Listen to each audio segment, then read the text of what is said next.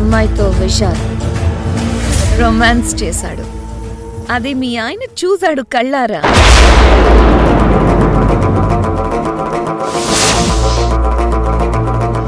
ఇక నువ్వు ఏం చెప్పినా ఏం చేసినా అర్జున్ నిన్ను ఎప్పటికీ నమ్మడు.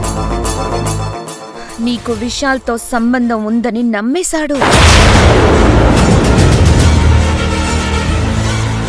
పాపం కావేరి, నువ్వు ఎవరి కోసమైతే పూజలు వ్రతాలు చేస్తున్నావో, ఎవరి క్షేమం కోసం రాత్రి పగళ్ళు కష్టపడ్డావో వాళ్లే నిన్ను రోడ్డున పడేశారు. దుర్మార్గులు కదా. ఏమన్నావు? నన్ను నీ అత్తగారు కాళ్ళు పట్టుకునేలా చేస్తావా? ఇప్పుడు వాళ్లే నిన్ను బయటికి గెంటేసేలా చేశావు.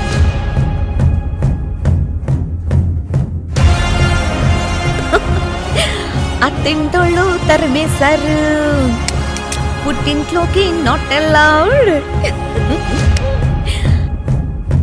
ఇప్పుడు ఎక్కడికి వెళ్తావు? ఎలా?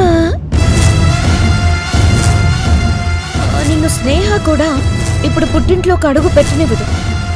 ఎందుకో తెలుసా? స్నేహకి కూడా